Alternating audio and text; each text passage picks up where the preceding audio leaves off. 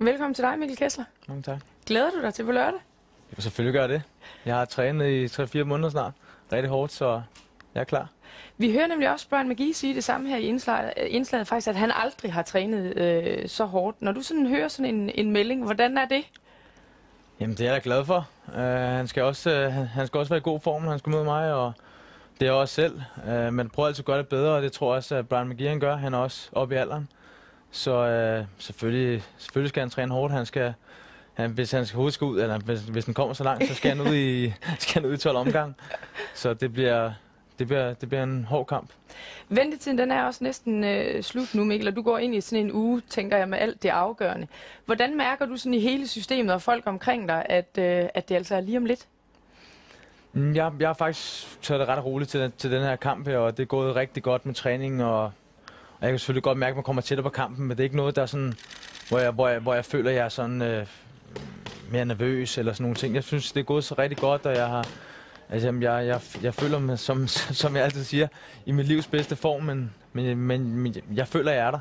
Og jeg er så klar til kamp, og jeg synes, jeg er toppet på det rigtige tidspunkt, da jeg har den her gang her. Jeg har haft noget rigtig hård sparring og god træning, så jeg glæder mig også. Har det givet dig noget ro i maven og også omkring din træning, det her med, at du ikke har været skadet? Altså, at du simpelthen har kunnet træne frit, og som du gerne ville. Har det betydet rigtig meget for dig? Ja, det er det helt sikkert. Altså, det er jo altid det, at jeg har været lidt bange for, så er det ryggen, så er det albuer, så er det hænder og en af de her ting, som har generet mig meget.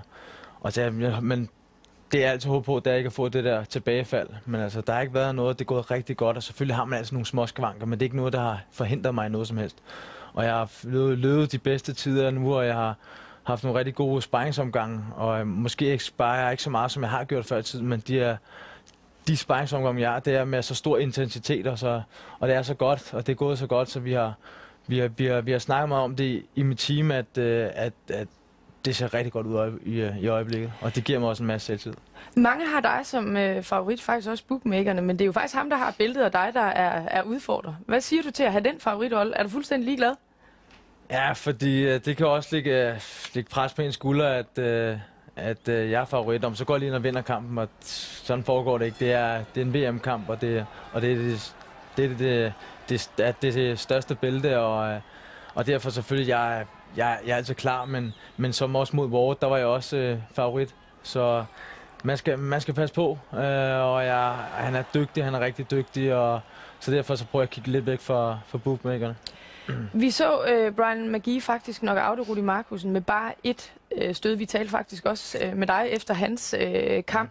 Hvordan vil du gribe kampen an? For man er vel et eller andet sted nødt til at have stor respekt for en bokser, der med et stød simpelthen bare kan afgøre kampen. Hvordan ser du på det? Jamen, jeg synes da også, at sådan en som Rudi han fik der, altså... Han sidder der og ser helt træt ud lige nu. Ja, men altså...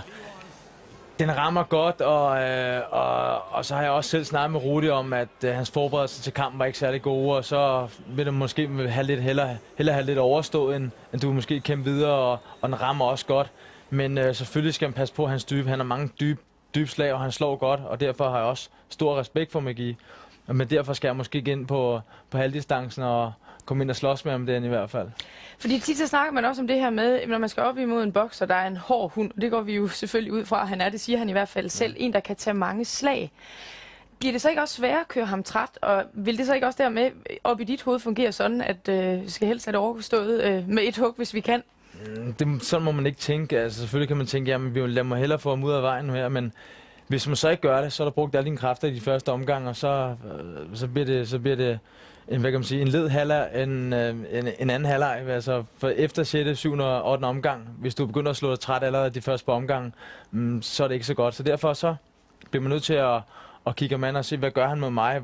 Kommer han farende mod mig, eller har han en helt anden taktik mod mig? Det har han jo nok sikkert. Så derfor så skal jeg bare passe på mig selv lige først på omgangen, lige se ham som jeg plejer. Og det synes jeg er god til, og så gælder det om at åbne ham op. Men jeg ved ikke, om det er hurtigt, eller jeg er klar til 12 omgang. Vi håber i hvert fald på, at du vinder. Du skal have tusind tak, fordi du kom herind til os, og der skal lyde simpelthen så meget held og lykke herfra til os, til dig på lørdag. Mange tak.